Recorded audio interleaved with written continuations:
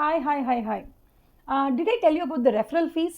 Example எதாவது சொல்லியிருப்பேன், but அது ஸ்பெஷலாக நான் வந்து உங்களுக்கு மென்ஷன் பண்ணலன்னு நினைக்கிறேன். ஏன்னா class number 3 of okay where do we start, it's chapter number 19 professional ethics schedule, first schedule part 1 class 3. Class 3 talks about யாருடைய ப்ராஃபிட்ஸை நீங்கள் ஷேர் பண்ணிக்கலாம் அப்படின்றத பற்றி தான் கிளாஸ் நம்பர் 3 பேசுது. அதில் எஸ்பெஷலி அவங்க வந்து ரெஃபரல் ஃபீயை பற்றி பேசியிருக்காங்க. என்ன அப்படின்னா, இந்த ப்ரொஃபஷனை பொறுத்த வரைக்குமே நமக்கு ரொம்ப முக்கியம் என்னென்னா நெட்வொர்க்கிங் தான். நமக்கு எத்தனை பேர் தெரியும், நம்மள எத்தனை பேருக்கு தெரியும், எத்தனை பேர் நம்ம மேலே வந்து பயங்கரமான ஒரு ஓகே அவங்கக்கிட்ட இந்த ஒர்க்கை நம்பி கொடுக்கலாம் அப்படிங்கிற அளவுக்கு நம்ம மேலே எத்தனை பேர் அந்த நம்பிக்கையை ப்ளேஸ் பண்ணுவாங்க. அதுதான் ப்ரொஃபஷனை பொறுத்த வரைக்கும் it's very very very very important. Networking is the biggest asset for a professional. So அந்த மாதிரி நீங்கள் வந்து இப்போ ஃபார் எக்ஸாம்பிள் உங்கள் அப்பாவுக்கு சிஏனா என்னன்னே தெரியாது, உங்கள் அம்மா வந்து ஒரு ஹோம் மேக்கர், நீங்கள் தான் முதல் சார்ட்டர்ட் அக்கௌண்டண்ட்டாக வரீங்கன்னா it's better. Most of the people go for எம்ப்ளாய்மெண்ட்டுக்கே எம்ப்ளாய்மெண்ட் போகிறாங்க. பிகாஸ் அவங்க ஒரு ப்ராக்டிசிங் சார்ட்டர்ட் அக்கௌண்டண்ட்டாக ஒரு கடை ஓப்பன் பண்ணி வைக்கிறாங்கன்னா ஒரு 100 கிளைண்ட்டை பிடிக்கிறதுக்குள்ளே 3-4 வருஷம் ஆகிடும். அவ்வளோ டைம் தேவைப்படும். நீங்கள் பேசி ஒரு ட்ரஸ்ட்டை பில்ட் பண்ணி ஒரு ப்ராப்பரான ஸ்டெபிலிட்டி அங்கே ஃபோக்கஸ் பண்ணி அத்தனை பேரையும் உங்கள் வசம் இழுப்பதற்கே ஒரு 3-4 வருஷம் ஆகிடும். இதுக்கு பதிலாக என்ன பண்ணுவாங்க, எல்லோரும் எம்ப்ளாய்மெண்ட்டுக்கே போயிடுவாங்க. இப்போ இதுவே நீங்கள் யோசிச்சு பாருங்கள், எங்கள் தாத்தா சிஏ, எங்கள் அப்பா சிஏ, நானும் இப்போ சிஏ ஆக போகிறேன் அப்படின்னு வச்சுக்கோங்களேன். அந்த மாதிரி பரம்பரையாக நாங்களாம் சிஏ அப்படின்ற மாதிரி ஃபேமிலியில் இருக்கிறவங்க பெட்டர் வந்து ப்ராக்டிஸ் சூஸ் பண்ணிக்கலாம். பிகாஸ் அவங்க தாத்தா அப்பா எல்லாருமே ஆல்ரெடி வந்து அப்படியே லேயர் பை லேயராக அழகாக சூப்பராக கிளைண்ட்டை பில்ட் பண்ணி வச்சுருப்பாங்க. இவங்க ஜஸ்ட் வந்து அது அப்படியே அந்த கிளைண்ட் எழுதி பக்கவாக மெயின்டைன் பண்ணாலே போதும், வா சூப்பராக ஜாலியாக இருக்கலாம். ஓகேவா? அந்த மாதிரியும் நிறைய ஃபர்ம்ஸ் நம்ம பார்த்துருக்கோம். அந்த ஃபர்ம்ஸில் தாத்தா இருப்பாங்க, அவங்க அப்பாவும் மெம்பராக இருப்பாங்க, இப்போ அவங்க பசங்களும் சிஏவாக இருப்பாங்க. அவங்களுக்குலாம் பார்த்தீங்கன்னா போய் கிளைண்ட்டை பிடிக்கணும் அப்படிலாம் கஷ்டமே கிடையாது. கிளைண்ட் கிட்ட பேசணும், அங்கே போய் நம்ம வந்து என்ன சொல்கிறது, வி கால் இட்ல இப்போ வந்து ஜென்சியில் என்ன சொல்லணும், நம்ம வந்து பிச் பண்ணணும் அப்படிலாம் சொல்லுவாங்கள்ல. நீங்கள் என்ன தான் போய் பிச் பண்ணாலும் உங்களுக்குன்னு ஒரு பேக்ரவுண்ட் இல்லைனா, உங்களுக்குன்னு ஒரு ப்ராப்பரான ஒரு நெட்வொர்க்கிங் இல்லைனா, நீங்கள் என்ன தான் போய் பிச் பண்ணாலும் அந்த இடத்துல உங்கள் பால் டமில் ஆகிடும். அதனால் எப்போவுமே வந்து ஒரு ப்ராப்பர் நெட்வொர்க் இருக்கிறது it's very important. I'm not saying that நம்ம ஃப்ரெஷராக இருந்தால் ப்ராக்டிஸ் பண்ணக்கூடாது அப்படிலாம் இல்லை. I know lot of freshers who start from scratch without any network பேசிக்காக இல்லாமல் இப்போ செம்மையாக பில்ட் பண்ணி 5-6 இயர்ஸில் சூப்பராக பில்ட் பண்ணவங்களாமும் இருக்காங்க. ஐம் ஜஸ்ட் டெல்லிங் தட் நம்ம வந்து படிக்கும் போது எஸ்எம்ல ஒன்று படிப்போம், என்னென்னா வந்து டிரான்சாக்ஷனல் லீடர்ஷிப் அண்ட் டிரான்ஸ்ஃபர்மேஷனல் லீடர்ஷிப்னு படிப்போம்.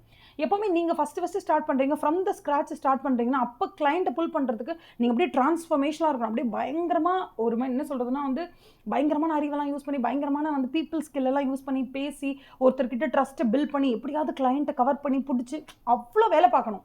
ஆனால் இதுவே உங்கள் தாத்தா சார்ட்டர்ட் அக்கௌண்டன்ட், உங்கள் அப்பா சார்ட்டர்ட் அக்கௌண்டன்ட், உங்கள் சித்தப்பா மாமா மச்சான் எல்லாம் சார்ட்டர்ட் அக்கௌண்டன்ட், நீங்களும் சார்ட்டர்ட் அக்கௌண்டன்ட்னா நீங்கள் ஜஸ்ட் அங்கே போய் என்ன பண்ணால் போதும், உங்களுக்குன்னு எப்படி தான் 200 கிளைண்ட்ஸ் இருப்பாங்க, அந்த கிளைண்ட்டை ப்ராப்பராக மெயின்டைன் பண்ணாலே போதும். That's called transactional leader. Transactional லீடருக்கும் டிரான்ஸ்ஃபர்மேஷன் லீடருக்கும் டிஃப்ரென்ஸ் என்னன்னா, டிரான்சாக்ஷனல் லீடருக்கு ஆல்ரெடி 300 கிளைண்ட் இருப்பாங்க, அவங்களை மெயின்டைன் பண்ணுறதே ஒரு பெரிய வேலை. ஐ வுடன்ட் சே 300 கிளைண்ட்டை மெயின்டைன் பண்ணுறது மொக்க வேலை அப்படிலாம் இல்லை. 300 கிளைண்ட்டையும் ப்ராப்பராக ஃபாலோ பண்ணி மெயின்டைன் பண்ணுறது பெரிய வேலை. அந்த வேலையை சேர்த்துக்கு டிரான்சாக்ஷனாக இருந்தாலும் போதும். டிரான்ஸ்ஃபர்மேஷன்லாம் ஒரு கிளைண்ட் கூட இல்லை, 0ல் ஆரம்பிச்சு 100 கிளைண்ட் டச் பண்ணுறது ரொம்ப கஷ்டம். அது டிரான்ஸ்ஃபர்மேஷன் சொல்லுவோம். ஸோ இதெல்லாம் அவுட் ஆஃப் த சிலபஸ், அதெல்லாம் விட்டுருங்க. இப்போ நான் பேச வந்ததுன்னா கிளாஸ் நம்பர் 3ல் மேஜராக ஒரு வேர்டு யூஸ் பண்ணியிருக்காங்க, ரெஃபரல் ஃபீ வாங்குறியே, இதெல்லாம் நியாயமா? ரெஃபரல் ஃபீனா என்ன? ரெஃபரல் ஃபீ அப்படிங்கிறது வந்து இப்போ ஃபார் எக்ஸாம்பிள் எனக்கு வந்து பயங்கரமான நெட்வொர்க் இருக்குன்னு வச்சுக்கோங்களேன். என்னோட நெட்வொர்க்கில் I know lot of people பயங்கரமாக அவங்களாம் மந்த்லி சேலரி வந்து 10 lakhs 15 lakhs அந்த மாதிரி ரேஞ்சில் எனக்கு ஒரு 100-150 பேர் தெரியும்னு வச்சுக்கோங்க. அப்போ நான் என்ன பண்ணுவேன் அப்படின்னா, நான் வந்து ஒரு பார்ட்னர்ஷிப்பில் இருக்கேன். நான் சொல்ல அந்த ப்ரிஸ்கிரைப்டு லிஸ்ட் ஆஃப் பீப்புள், அந்த பீப்புள் கூட நீங்கள் வந்து ஒரு கான்ட்ராக்டில் இருக்கீங்க.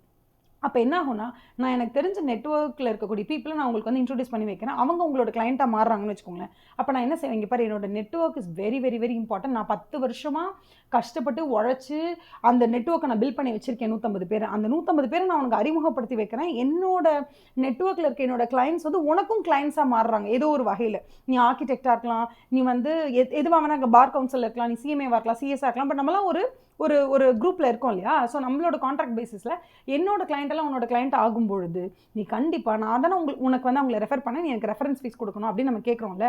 இந்த ரெஃபரல் ஃபீஸ் வாங்குறமே, இது நியாயமா, தர்மமா, இது எத்திக்கல் அப்படின்னு கேட்டால் அஃப்கோர்ஸ் எத்திக்கல் தான். ஏன்னா அந்த பக்கம் இருக்கிறவங்களும் ஒரு ப்ரொஃபஷனல், நீங்களும் ப்ரொஃபஷனல் அப்படிங்கிறதுனால. அதுவும் இல்லாமல் ப்ரொஃபஷன் அப்படின்னு வந்துட்டாலே அந்த இதில் நெட்வொர்க்கிங்னா மிகப்பெரிய ஆயுதம்.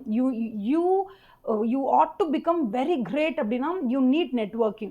இப்போ கூட நீங்கள் இது பாருங்கள், இப்போ அம்பானி ரிலேட்டடாக இல்லை வந்து ஜியோ ரிலேட்டடாக ஏதாவது ஒரு கேஸ்லாம் வந்து வருது அப்படின்னா உடனே வந்து அங்கே ஹரீஷ் சால்வே அப்படின்னு சொல்லிட்டு ஒரு லாயர் வந்து அப்பியர் ஆவார். அவர்லாம் ஒரு தடவை வந்து அப்பியர் ஆனால் கோடிக்கணக்கில் ஃபீஸ் கேட்பார். ஓகேவா? அப்போ என்ன ஆகும்னா அப்போ அதில் ஒரு பில்ட் ஆகுதுல, ஒரு ட்ரஸ்ட் பில்ட் ஆகுதுல, அந்த நேமுக்குன்னு ஒரு பவர் வருதுல்ல, அந்த நேமுக்குன்னு ஒரு பவர் அவர் எப்படி கிரியேட் பண்ணார்? ஒரு தடவை அவர் வந்து அப்பியர் ஆகணும்னா 5 கோடி கேட்குறாருன்னு வச்சுக்கோங்க, அந்த நேம் அவர் எப்படி பில்ட் பண்ணார்? பல வருஷ கடின உழைப்புனால அந்த நேம் அவர் பில்ட் பண்ணி வச்சிருக்காரு. விச் மீன்ஸ் அவர் தன்னோட நெட்வொர்க்கில் இருக்கிறவங்கள உங்களுக்கு இன்ட்ரடியூஸ் பண்ணி வைக்கிறாருன்னு வச்சுக்கோங்க. அவர் கண்டிப்பாக என்ன பண்ணுவார்? He's a professional, you're a professional. அவர் பார் கவுன்சில், நீங்கள் வந்து ஒரு சார்ட்டர்ட் அக்கௌண்டன்ட்னா ஒரு group of chartered accountant with group of bar council members எல்லாம் ஒன்றா சேர்ந்து ஒரு ப்ரொஃபஷனல் குரூப் நீங்கள் கிரியேட் பண்ணுறீங்க. You're entering into contractual relationship அப்படின்னு சொல்லும்போது ஆட்டோமேட்டிக்காக உங்கள் நெட்வொர்க்லேருந்து நீங்கள் அவங்களுக்கு ரெஃபர் பண்ணும்போது உங்களோட கிளைண்ட்ஸ் அவங்க கிளைண்ட்ஸாக மாறும்போது அவங்க உங்களுக்கு ரெஃபரல் ஃபீஸ் பே பண்ணுவாங்க. அதே மாதிரி அவங்களோட சர்க்கிளில் இருக்கவங்க உங்கள் சர்க்கிளுக்கு வராங்க அப்படின்னா நீங்கள் அவங்களுக்கு பே பண்ணுவீங்க. ஸோ அந்த மாதிரி தான் கிவ் அண்ட் டேக். எப்படி இந்த இன்ஸ்டாகிராமில் யூடியூப்லாம் கொலாப்லாம் பண்ணிக்கிறாங்க தெரியுமா? இப்போ இவங்களுக்கு ஒரு 1 lakh ஃபாலோவர்ஸ் இருப்பாங்க, அவங்களுக்கு ஒரு 10 lakh ஃபாலோவர்ஸ் இருப்பாங்க. இவங்க 2 பேரும் கொலாப் பண்ணுவாங்க. கொலாப் பண்ணும்போது என்ன ஆகும்? இவங்க சப்ஸ்கிரைபர் பேஸ் டிஃப்ரெண்ட்டாக இருக்கும், அவங்க சப்ஸ்கிரைபர் பேஸ் டிஃப்ரெண்ட்டாக இருக்கும். ஸோ ஆட்டோமேட்டிக்காக என்ன ஆகிடும்னா இந்த யூடியூப் சேனலுக்கும் அந்த யூடியூப் சேனல் கொலாப் பண்ணும்போது இந்த ஈச் யூடியூப் சேனல் வந்து gets so much of view. அது என்ன சொல்கிறது, ஸோ மச் ஆஃப் எக்ஸ்போஷர். இது வரைக்கும் ஃபார் எக்ஸாம்பிள் இப்போ நான் வந்து ஏன்ற சேனலை பார்த்துட்டு இருக்கேன், நீங்கள் பீன்ற சேனலை பார்த்துட்டு இருக்கீங்கன்னு வச்சுக்கோங்களேன். ஏவும் பியும் கொலாபரேட் பண்ணும்போது நான் பியை பற்றி தெரிஞ்சுக்குவேன், நீங்கள் ஏவை பற்றி தெரிஞ்சுக்குவீங்க. ஸோ அந்த அளவுக்கு ஒரு கொலாப் நடக்கும்போது ஆட்டோமேட்டிக்காக என்ன ஆகிடும்? நான் என்னோட நெட்வொர்க்கை உங்களுக்காக விட்டு கொடுக்குறேன், நான் என்னோட நெட்வொர்க்கை உங்களுக்காக இன்ட்ரடியூஸ் பண்ணி கொடுக்குறேன். அப்படின்றதுனால referral fees is very common, it's ethical. So ஒருத்தர் வந்து ஒரு சார்ட்டர்ட் அக்கௌண்டன்ட் இன்னொரு ப்ரொஃபஷனல் கிட்ட இருந்து ரெஃபரல் ஃபீயை இன்கமாக ரிசீவ் பண்ணுறது தப்பே இல்லை. ஓகேவா? Okay, bye, have a nice day. சூப்பராக படிக்கிறீங்க, செம்மையாக எழுதுறீங்க. ஓகே, பாய்.